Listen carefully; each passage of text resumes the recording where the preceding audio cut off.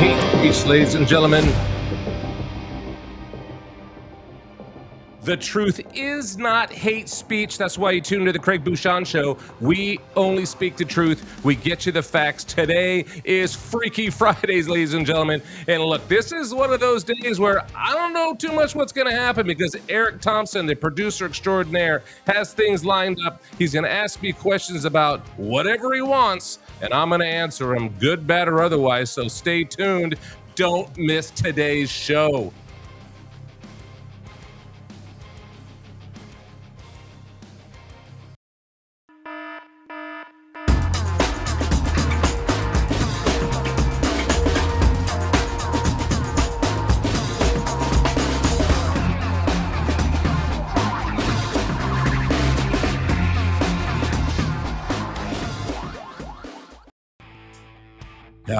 Welcome, folks. Craig Bouchon Show. It's a beautiful, beautiful day.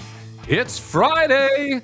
Oh, you know, I love Fridays because I don't know why I love them as much as I don't know. I just love them. Friday's great. The weekend's rolling around. I know a lot of you work on the weekends. I work on the weekends. It's a little different than when I was like 17 years old and Fridays meant something a little different than it does now. But look, Friday is today, and this is the only Friday we got. What is the date today? Today is the 7/7. Okay, 2023. Eric Thompson, producer extraordinaire. How are you, sir? Doing well, thank you. I love Fridays, you know. Well, Friday, it's funny. We've mentioned this before just in our conversations, but life was so regimented growing up. Monday through Friday, most people worked. Weekends, That's all right. we talk, all we go on. I can remember on Mondays in school, high school, all we talked about was Friday. The Tuesday, Wednesday, Thursday was yes. irrelevant. It's true because it's a great day because it leads into the weekend, right? And people traditionally, like Eric said, they work Monday through Friday. Of course, you went to school Monday through Friday, and you had the weekends, and that was fun and that was exciting. And but here we are today. Today, what I like about today's show is that the format is Eric is running the format. Eric's going to ask me questions, and I'm going to answer them. And so I don't really know. He throws 6, 8, 10, 12 things at me in show production. And I have no idea what he's going to talk about. He gives me a general idea today about what the things are out there that are going on that are top of mind. But we're going to talk about those things today. And if you missed any of the shows this week, it was a dynamic week. It really was. We had the 4th of July show, the divided 4th of July, Independence Day. We did a lot. We covered a lot of things, didn't we, Eric? I mean, a lot. There's a lot of information this week. Yeah, we're getting people up to speed on the reality of the macro picture, from local to national to international, and the players that are after our liberty. And I think the conversational way of doing it should be easier to digest. At least that's, I think, the hope from our side. That's right, because folks, I love to look at you through this lens because I want to talk to you. I don't want to have a whole bunch of people in a room at a beautiful, clear desk, all these high fashion studios you see now on television, and they're talking to each other, and then you just watch them talk to each other. No, I want to talk to you. I want you to be engaged, and I want to be engaged with you. And today is one of those days that we're gonna talk about what's going on in the world today, and some of it is horrific, very, very bad. But there is good news as well. We're going to talk about that. And let's get right into it, Eric. Where do you want to start? Well, I wanted to make sure that people know that your website is going to be growing more and more in content. And if they want to get the latest news from a little different angle, our main writer, she does a good job in putting out stuff that maybe you haven't heard of, but it's actually important for the underpinning. A new article just came out, for example, that the CDC is taking our hard-working earned taxes and they're publishing directions for males who want to breastfeed infants. So it's just, you can't just make this stuff up, folks. It's unbelievable. I say it's so this show today is going to be Freaky Friday. I'm gonna cover a lot of stories that we don't normally get to because they're really kind of clickbaitish. What's happening for the next 6 hours, and disappearing. But this one isn't. This one here, and I want to ask you this: why does anybody care about the cocaine, Craig? I don't think they do. I think most people don't care at all about cocaine being in the White House and the West Wing, by the Situation Room. Look, let's make no mistake that I'm sure there's been plenty of blow, no pun intended, in the White House. You know what I'm saying? A lot of that stuff flowing around there. I hate to say it that way, but it's sad, but it's true. A lot of what's happened to the White House in the last several administrations has just brought down the level of expectation that I have about what goes on in the White House. And of course, maybe it's Hunter Biden's cocaine. I don't care. Who cares? I care much more about what's going on, what kind of legislation and what type of executive orders that are coming out of the White House, not cocaine. As a matter of fact, why don't you give Biden a bunch of blow and then he can fricking go pass out somewhere for the next year and a half? How about that? Wouldn't that be okay? Well, I don't think anything can help Joe. I think Joe's done. But I don't care. I think they mad. It's a story that they keep playing because they don't want to talk about the real big issues that are going on out there. Just that's my opinion. Hunter Biden has done horrific things, like you had put up there, 172 miles an hour as he's high. I mean, I want to get him for the corruption that he's done and the collusion with the Russians, okay, and the Chinese. That's what I want to do. I don't care about the cocaine like they're trying to blow it up in these stories. I just don't. I think it's taking our eye off the ball, Eric. Yeah, it's everywhere. I mean, really, our nation is trying to wait for the breaking news. Was it Hunter or was it not? And so they're distracted while China and everything we're going to discuss is underway. For example, China. Okay, we're going to do a big U-turn here. So let me ask you this: Are you aware, or have you been aware, or do you think people are aware of the amount of organ harvesting that the Chinese do to its own people? No, I think the average person is not on their radar at all because it's not talked about and it's been going on for quite some time. Right here, you see highlighted in purple here, folks. This is from the Senate website. I think it's senate.org or something like that. Yep. Experts estimate that the human organ trafficking industry in China, folks, is worth $1 billion a year. It is fueled by harvesting organs from China's 1.5 million concentration camp inmates. China appears to be the primary perpetrator of forcibly acquired human organ trafficking, but it is not the only offender. Corrupt government officials, transnational criminal groups, and terrorist organizations around the world also traffic and forcibly harvest human organs. So, what Eric is showing there is something that you probably have no idea that's happening. And this is the same CCP, folks, the same CCP that this country's teaming up with for electrifying your automobiles, okay? It's the same CCP that they're allowing to buy land in this country. They were willing to let the government of China have land, in farmland in the United States of America. I could go on and on and on about how atrocious this government administration is concerning dealing with communist China, and a lot of corporations, Eric, they're in on it too. No, they don't care. They don't want you to see this stuff. They'd rather focus on the cocaine found in a cubbyhole in the White House. Yeah, the NBA, all of these organizations are making their billions off China, while China is saying, Premier, what, you need a heart? Oh, we got 1 million people in camps. Okay, well, let's see. Okay, guys, send up a heart. That's right. And then they go grab a prisoner. They check his blood type, and then they cut him open, and they. So I think China, at least they were up until recently, I haven't checked, but they have been our favored nation status when it comes to trade. Well, they're our boy. Look. Let's just be honest, folks. Let's just speak the facts. China. When Nixon teamed up with China, it was a way for the United States of America and the rest of the world for companies to have a modern day slave trade, modern day slavery, being able to build products so cheap by children and imprisoned people. And now you see the Uyghurs, what's happening with them, these concentration camps, these re-education camps, these execution camps. We have allowed this to happen because we haven't watched what's going on. Fact. And it's been a long time coming, ladies and gentlemen, that, the truth is now starting to come out more and more and more because it has to.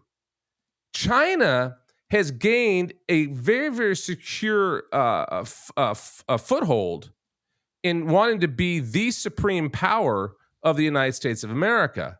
And it only has that glimmer of hope, just a glimmer of hope, because the United States of America is not doing its job. The U.S. is just allowing it to happen. And that means you and I are letting it happen. And that has to stop. And hopefully, with some of these new movements happening, with even things like this show, we're getting the information out there. And you're waking up as well. Eric, I truly believe that people are starting to wake up and they're going to start showing up. I do.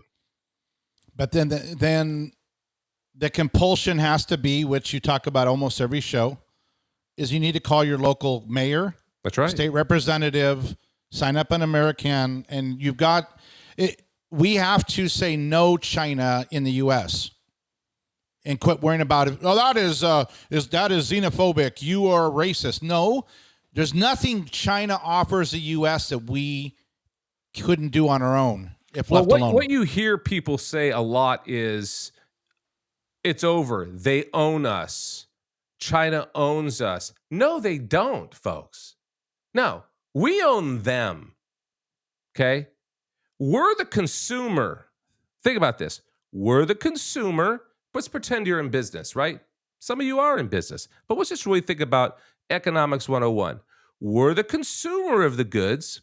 So they ramp up, have all this material. They're used to having all these sales happening. They rely on the customer to come through the front door, which is us and other parts of the world, obviously. But focusing on America right now, the largest consumer in the world, we're the biggest customer they have.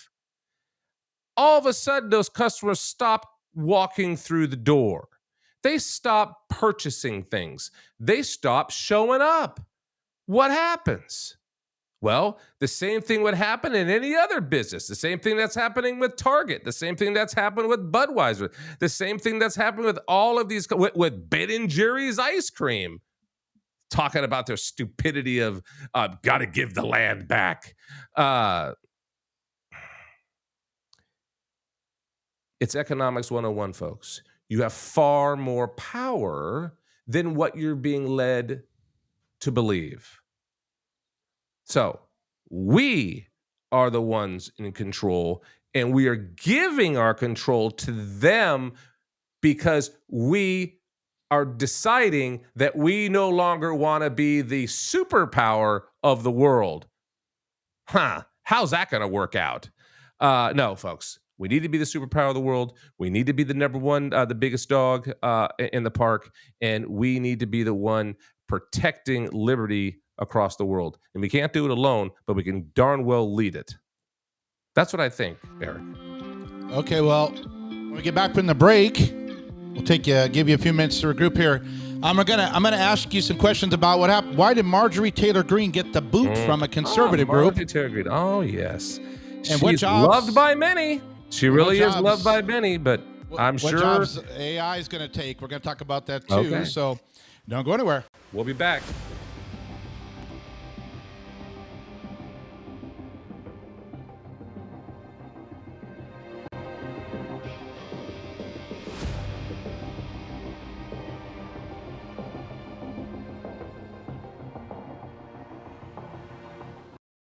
Wow, it's so soft and smooth. It's cool to the touch. How did you do that? Well, we took MyPillow's patented fill and combine it with this new technology that we didn't have back then when I invented MyPillow to bring you the best pillow in history, MyPillow 2.0. Because of all of you, MyPillow 2.0 has been a huge success, and now we're bringing you our best-selling Go Anywhere MyPillows with the same temperature-regulating technology. Made with my patented adjustable fill and brand new cooling fabric, they're truly the next generation of MyPillow. So go to MyPillow.com or call the number on your screen. Use your promo code to save over 60% on our MyPillow 2.0 4-pack special. You'll get 2 MyPillows and 2 Go Anywhere MyPillows, regular $259.92, now only $99.98. King size just $10 more. This is a limited time offer, so please order now. Made it right. Suddenly I see the light. Now when I'm walking home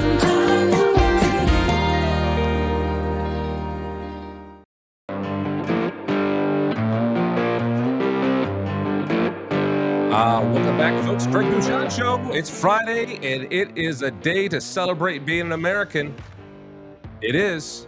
Always be very, very excited that you live in this country because it's the best country in the world, folks. Today's the day. It's Friday. We're going to be, I'm going to be answering questions. And if you've missed the first part of the show, you can always go back and watch it. Go to CraigBouchonShow.com. It's all archived there for your enjoyment. Eric? Okay, we'll get right to it. What are we doing?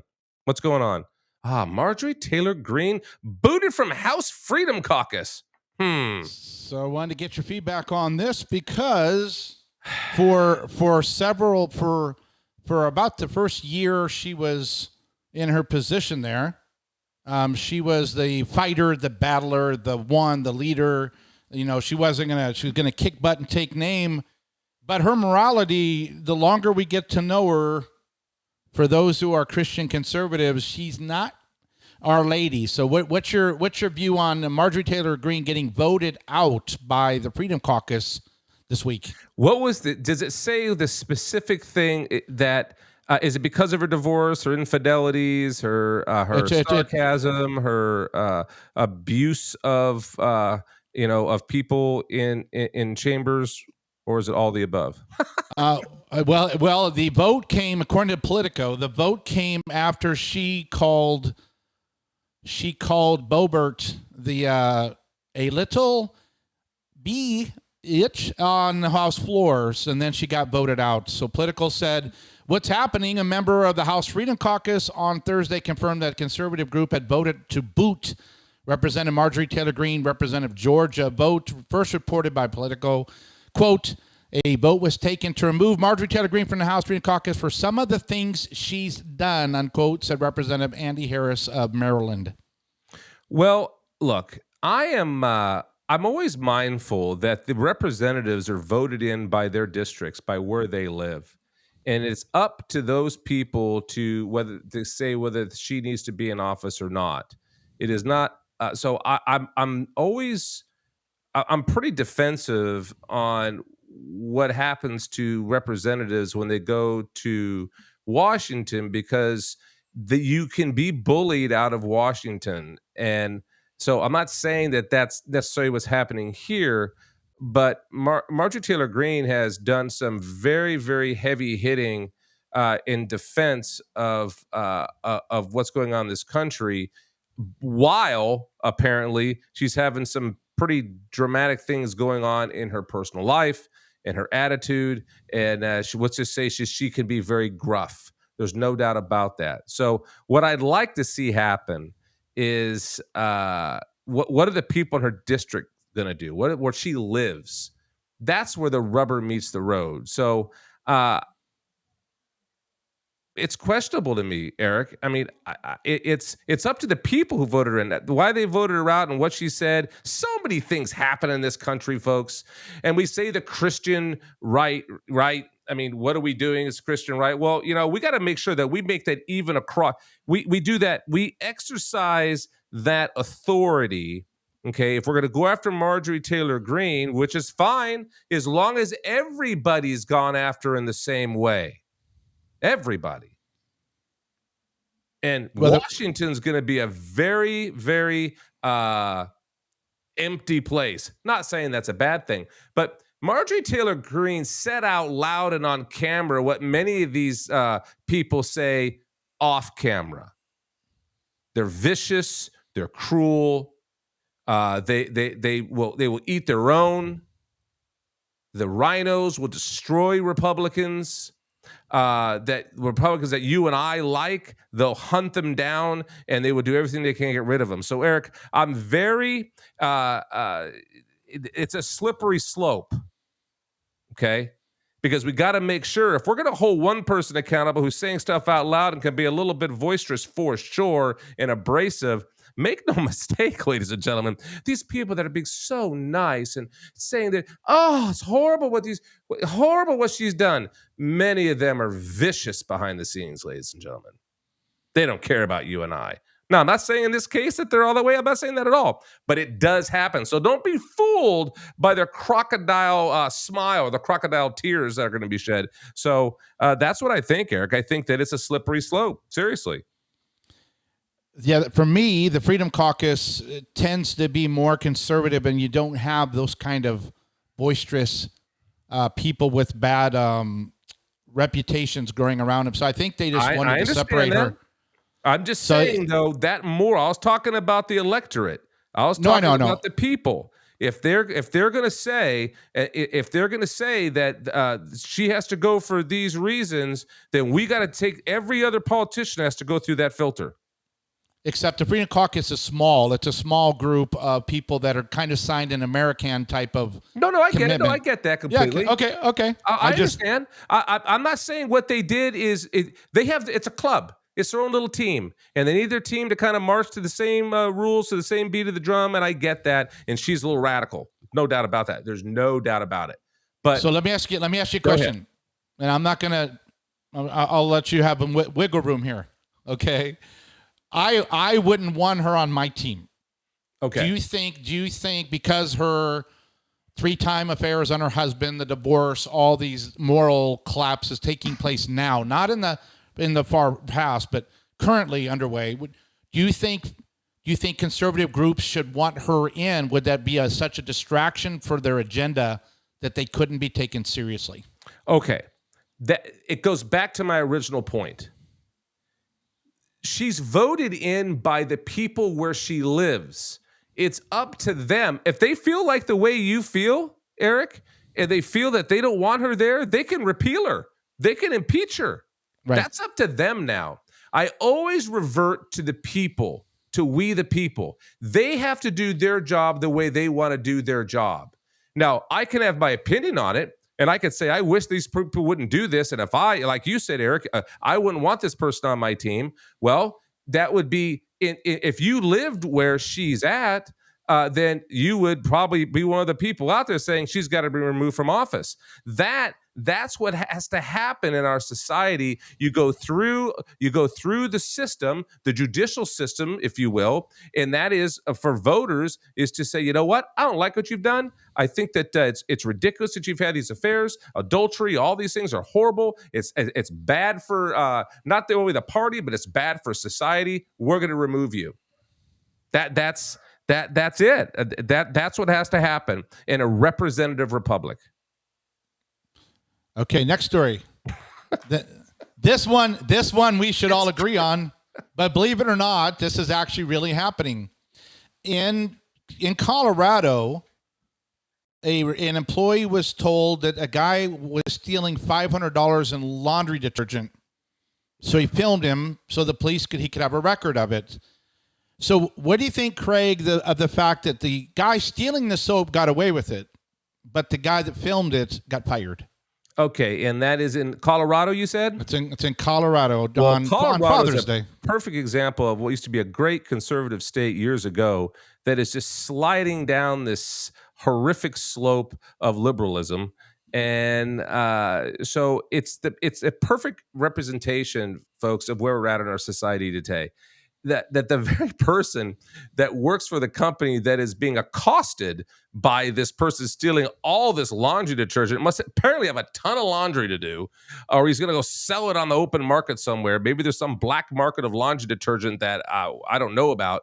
But but the seriousness of this is that we have a world now that is flipped upside down.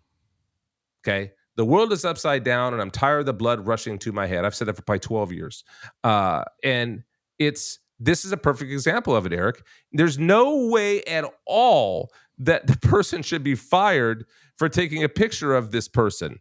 But are they saying possibly because this person, the employee, put themselves in harm's way going out and taking a picture of this person and could have been hurt and it broke their policy? I mean, I don't know why you'd fire somebody for just taking a picture of the criminal.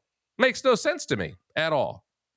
It says here that he went into work the next day, was suspended. A week later, he was fired. I and the union rep sat down with them, the management of King Soopers, recommended termination, so I got fired. Has a policy against employees intervening in thefts. That's what I thought. That's what I thought it had to be. I didn't know that until you read it, but that's typically the way it is. It's typically that these companies have policies in place that you signed as part of the handbook, that if something, I don't care what they're trying to steal, you can't get in the middle of it. Because quite frankly, people have been shot. Employees have been killed trying to intervene. So I get why that happens, but fired? I think that's way too far. No, it's ridiculous. That's crazy. Horrible. Okay. Well, there's stories like that all over America. I thought I would get your feedback on. Yeah, and it's real, folks. This is really happening. And what it does, it makes good people think, what am I supposed to do? Well, apparently nothing. You're just supposed to take it. Well, it's just like we were discussing how the courts have had a really strong, they've taken a stand in trying to slow down the Marxism that the administration is pushing from the White House. But the one area that I want to get feedback on from you is a country with an open border is not a country.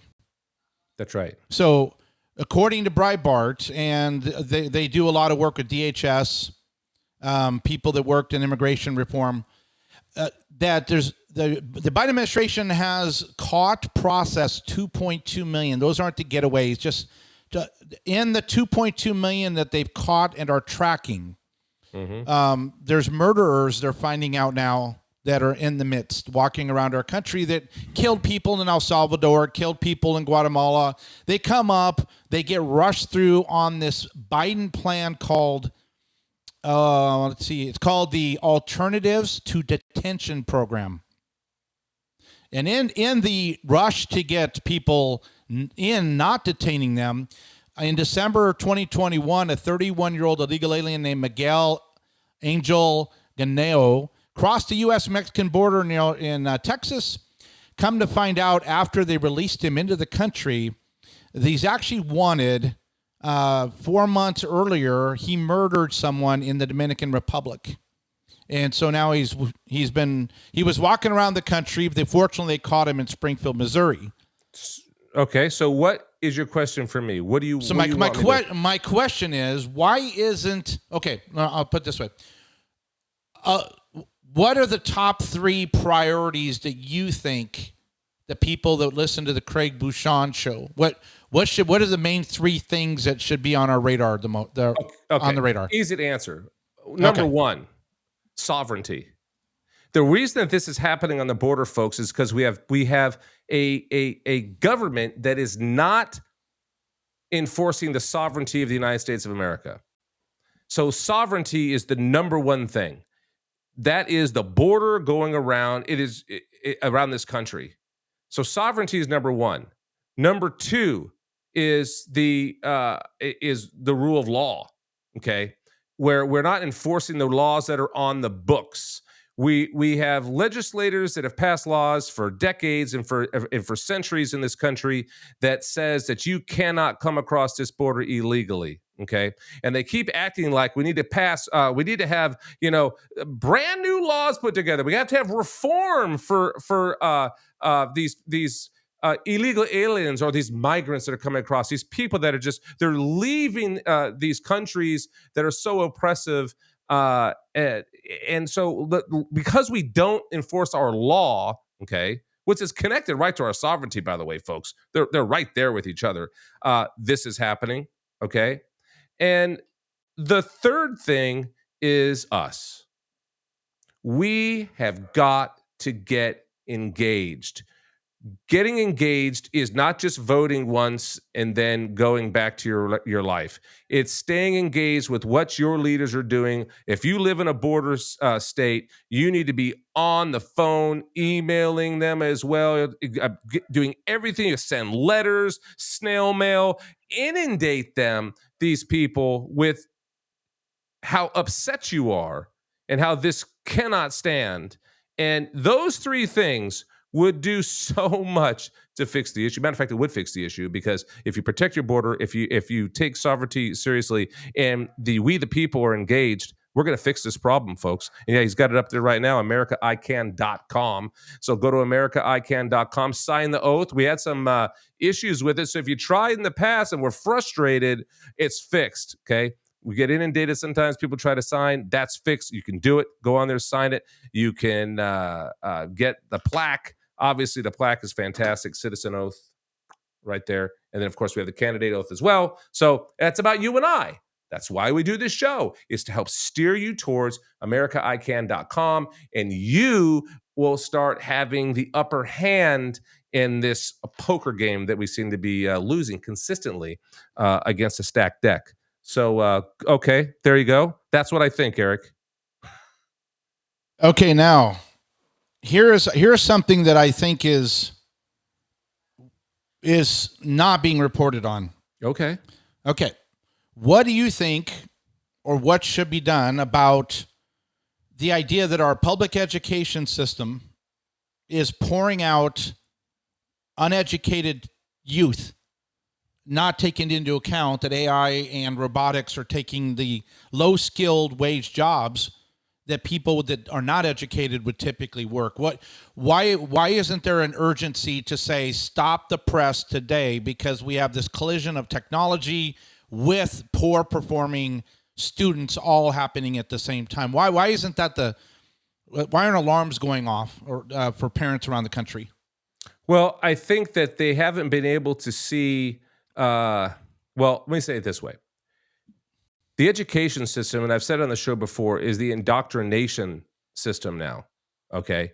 These students are really, in my opinion, are coming out educated with the wrong education.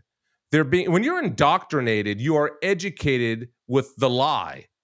Okay. They've brainwashed our children with a twisted, manipulated education of the history of the United States, what communism is, who is Russia, who is China, and who is the enemy of the U.S. Instead, they've been taught that the U.S. is the enemy of the world and that they should be embarrassed and to even call themselves Americans.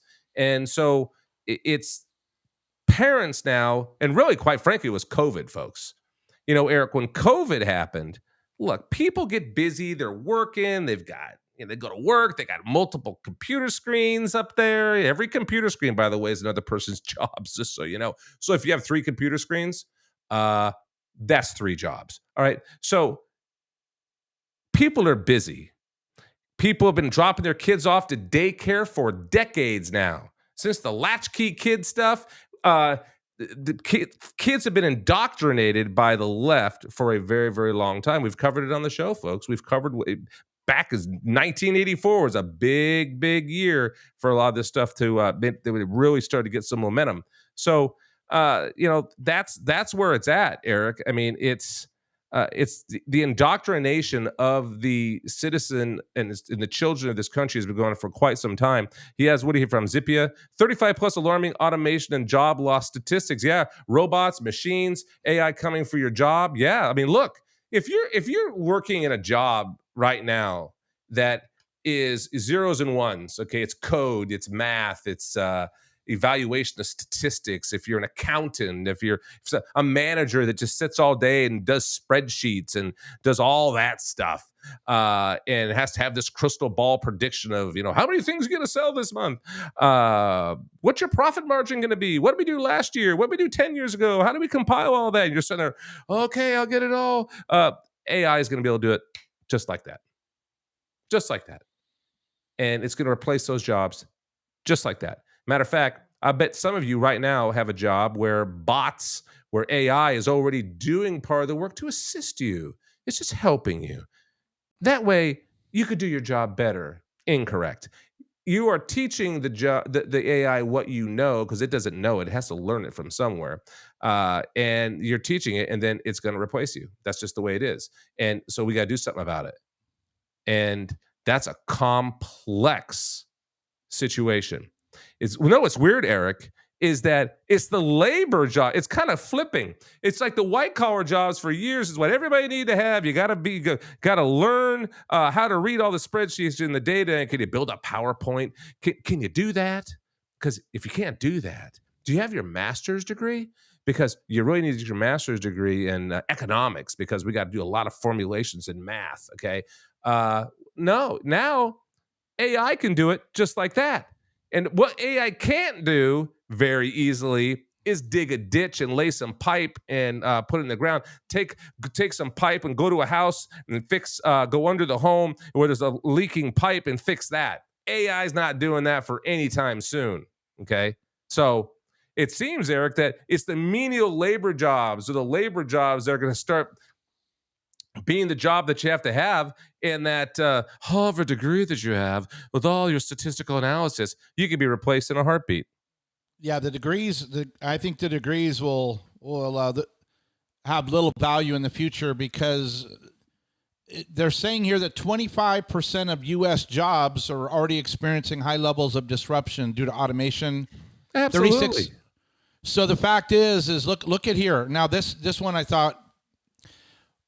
Why do you think schools, and I have a reason, and you may, but why do you think schools quit teaching mechanics or like home ec and machining and all this stuff in school? Because there's such a shortage of workers, they're sticking a lot of money into the installation of robots. So why aren't they preparing the kids in school to do these jobs instead of forcing the corporations to invest in robotics? Well, I think Mike Rowe of Dirty Jobs, and I want to get him on the show because he's got some great things going. He's a big believer that we need to really reopen the trades. And me as a former tradesman from years ago, I completely get what he's saying. When they removed like industrial arts and welding and mechanics and plumbing and from the schools, they did it then because they wanted the modern day slave to do it. They could import it from Mexico. You didn't have to pay the American citizen too much money. That's not in their game plan. They all need to go to school. They're either going to go to school, go to college, and that big rig game, and that's why it's all imploding. We're the most overeducated, unemployed country on earth, folks. We have close to $1.5 trillion of unpaid upper education debt. I mean, are you kidding me? So when they stopped it, they did it for a different reason back then in the let's say late 70s, going to 80s and the 90s and all that. Now what has to happen is a flip, a 180. They're going to have to start training people. That's going to be the jobs that people are going to be able to do. The guy framing the house, whatever. The lady being a lineman, getting up and fixing electrical lines. That's where the jobs are going to be at. It's not going to be white collar America counting beans. It's not going to happen. AI is going to do it. AI can do. You can see what's happening in restaurants. You pull up to a Wendy's, and many of them you pull up, it's AI asking you what you want. Okay. And you go inside, French fry machines, all that kind of stuff. It's machinery doing it, artificial intelligence and machinery doing it, robotics doing it. So it can affect the menial labor job inside a fast food restaurant, but there's many other jobs, Eric, that AI just can't do yet. Okay, so now this one, when it comes to employment, and this Twitter is the liberals on Twitter are trying to say, look at all of the jobs that were created by the Biden administration this last quarter. But when you do a deep dive, I want to get your feedback on what do you think of quiet quitting and the fact that it's Well, growing. If I understand quiet quitting is when people, particularly youthful people, I'm assuming.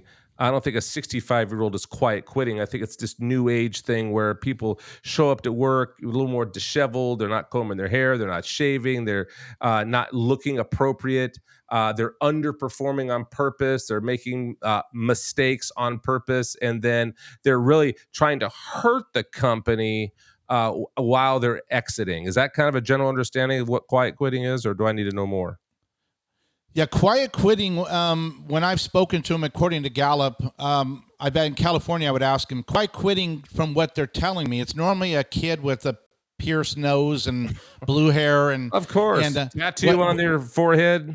yeah, and they sit on social media all day complaining about the corporations have all the money, and none of the money's trickling down to them. So they The rage slowly. against the machine.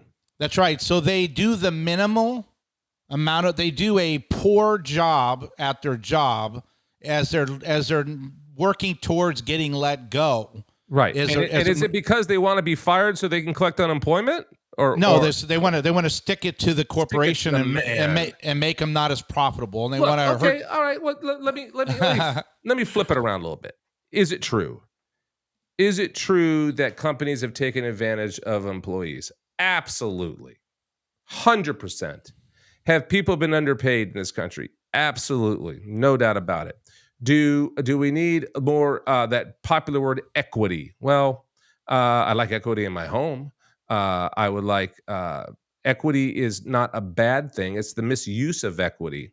The balance that we have to have is people need to be treated. It's the golden rule, folks.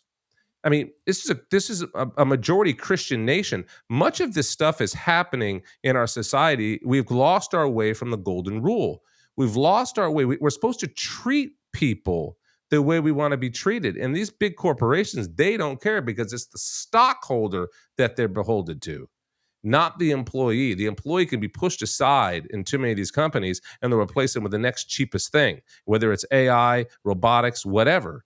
And I think that's the problem, Eric, is that within our culture, we have allowed an unrestricted, a vicious side of capitalism to hurt people to the point where, yeah, one of the side effects is going to be these kids wrongfully. You shouldn't do it what they're doing. You should figure out another way to get your point across. But some of them have a good point. I'm telling you, it's the truth. But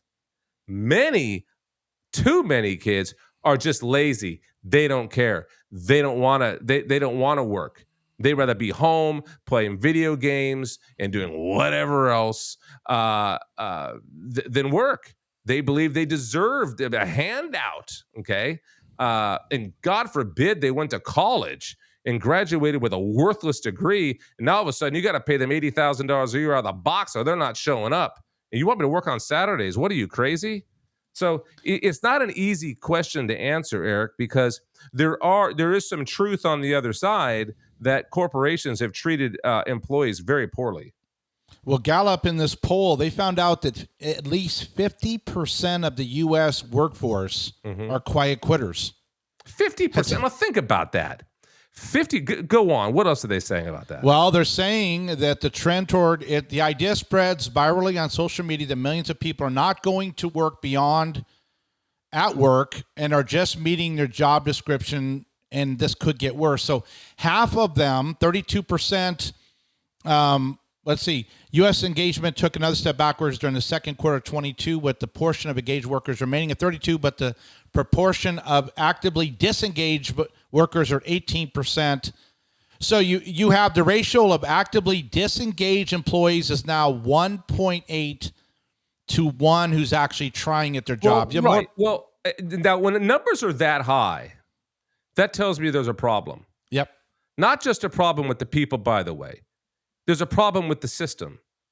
When there's that many people, there's something going on, ladies and gentlemen. And it isn't all from the meek worker who just wants to, eat or survive, put gas in their car. Big corporations have done very, very vicious things to their employees. You can see why do you think we talk about BlackRock with your 401ks? people are finding out that they're going to work every day. They're investing in their 401k because they were told to. If you want to retire, folks, you better get a 401k. Otherwise, you're going to die broke. You're going to be old and poor, miserable, living with your kids who don't like you. That's what's going to happen, right? Invest in your 401k. Well, now BlackRock is pushing the 401k. That's a big corporation teamed up with these big investment groups, teamed up with these employers that are steering money to these pet projects for anti-American projects, like the CCP having electric cars in this country. I can go on and on and on and on and on. So you see how it's not an easy question to answer. It's a complex issue, and a lot of this youth, unfortunately, they haven't learned critical thinking and deductive reasoning, and don't have this drive of an American and say, look, okay, that sucks. I'm going to go learn to do this and start a business, or I'm going to go mow lawns, or I'm going to go do something else and to go make money. Instead, they feel that they need to be quiet quitting. And apparently that takes a long time to do. Instead of using constructive thoughts to make their lives better, because the days of working for corporations and having a pension at the end are over. What do you got here? Solving the quiet quitting crisis. Only 1 in 3 managers are engaged at work. No doubt about that. That makes my point, folks. Managers are supposed to work for the mothership. And they're just not that good at being at managing, period. I mean, folks, you know this. How many times have you had a job and went, how did you get to be manager? Who are you? You're horrible. I could do your job better than you. But of course, they have power over you. Doesn't it sound like the Hunger Games a little bit? Because the Chamber of Commerce are bringing in all of this cheap labor from across the border. Yeah. While you have youth at these companies, half of the people working are like, my job stinks. I don't make enough money, and I'm not even going to try. And my manager doesn't even care if I'm breathing or not. Well, many of these students, I'll suspect, went to college, or they went to college, didn't graduate, quit college. Dropped out of JC. Yeah, tried it for a year. And then they've been told their whole life, little Bobby, Timmy, Antoinette, you, as long as you show up, you're going to get a grade, and you're going to get your participation trophy, and you're going to have some level of success just by showing up. You don't even have to do it. You don't even have to hit the ball off the tee, Billy.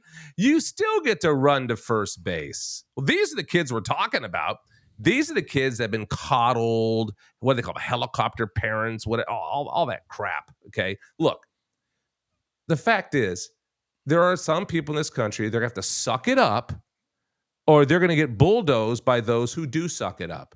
Not everybody's going to be able to prosper in this country, period. That's just a fact. And this is a time where, the grit of the American citizen has got to step up. And unfortunately, we have millions and millions and millions of very, very weak citizens who just want the government to do everything. And the government can't. And that's the big lie. And that is the death of the republic, thinking that the government is going to fix the issues in this country. It's not. It's us, folks. So I'm going to ask you the impossible question. Uh-oh. Whoa. The millennials seem to be the generation that got lost, and they seem to be addicted to gaming, and they're not filling that void. And there's been 60 million abortions. So we're missing a lot of really talented people that should be in the middle of this mix. So we're short on talented workers. Who's going to reach the millennials? How do we reach the millennials? Jordan Peterson does pretty well, but how do we get this group, this whole group of millions of people to actually get to care? Well, I unfortunately, part of what it's going to take is, since we live in this society that props people up into an idol, movie stars and pop artists, musicians, actors. I mentioned Mike Rowe earlier, who became pretty famous for dirty jobs, and he's doing what he can. And any of the parents that knew him are trying to steer their parents or their kids to what he's talking about. And it's going to be a hard road for some of these young adults. So some of them are just going to have a very, very tough time because they have not been taught how to navigate society. They've been coddled, and those people, it's going to be very, very hard. It's going to take a tremendous amount of energy to get them to pay attention. And they play video games because it's really it's because it's fun, it's exciting. It lets them leave this world and go into another world that they play with their friends. And heck, there's 45-year-old men playing these Battlefield games with 12-year-olds till 3 a.m. with their headsets on, eyes all glowing red, and drinking coffee or beer, or I don't know, or snorting cocaine. Who knows? God knows what these people are doing. But it's a huge, huge issue. Divorces are happening because of this lack of drive. So it's not all kids. There's adults. There's parents raising kids, and they're both playing games till 2:00 in the morning. So it's a huge cultural issue. And Eric, unfortunately, there's no easy way out, and there's going to be a lot of pain, and that just is what happens. There's no easy fix to this. But what we can't do is give up. What we've got to do is know that every person's worth investing in, and find those ones out there who are just desperate to want to go do something, and help them first. What's the saying? Go after that low-lying fruit. That's what we have to do, period. We got to get God in their life. We got to teach them in Scripture about the power of work and unity and morality. And it's going to take quite a while. It's not a quick fix. Okay, the last topic, and we're done here. Oh my gosh, it's over. Wow. Hey, this one just came out. Our letters to Trump. Hold on, too. Got to remember that. Well, then we'll make this quick. Okay. Ukraine. Yeah. Looks like a new report. The Biden, whoever is, because we know Joe Biden's not making decisions. But somebody speaking for Joe or whatever, I guess he's decided to supply Ukraine with cluster bombs that can be dropped on Russian soil. Yes. You say World War III. Why are we really in Ukraine according to you? Do the people want a war? A full-out war with the U.S.? Because of the deep state. We're in there because of BlackRock. We're in there because of J.P. Morgan. We're in there because the politicians that are worth tens of millions of dollars have been bought off for decades, and this is the kind of stuff they want. There always has to be a war. You have to have a boogeyman. We have to have somebody to fight. The military-industrial machine has to have ways of shooting bullets. You can't have old bullets, folks. You can't. They got to be shiny, shiny bullets, okay? And the only way you can do that, there's not enough target practice in the world, folks. You got to have war. And then you look at Ukraine. I mean, we covered it the other day. You're seeing these organizations just waiting. They're chomping at the bit. Whenever this war ends, we're going to go in and fix that place. And they believe that they're going to make, really, it's going to be hundreds of billions, if not into the trillions of dollars to fix Ukraine. And they believe that they're going to be able to do it using our money, folks. This is our money, all right? And we're already $30+ trillion in debt. So we are in a very perplexed scenario right now. And this precipice that we're up against is, we've got an election coming up in 2024. You've got President Biden, who's asleep at the wheel, but yet is being used to do horrific things for this country and, quite frankly, across the world, and getting us closer and closer to World War III. We're already in World War III, by the way, folks. But when we say World War III, I think what Eric means is a full-blown mechanized war with tanks and boots on the ground and possible nuclear weapons.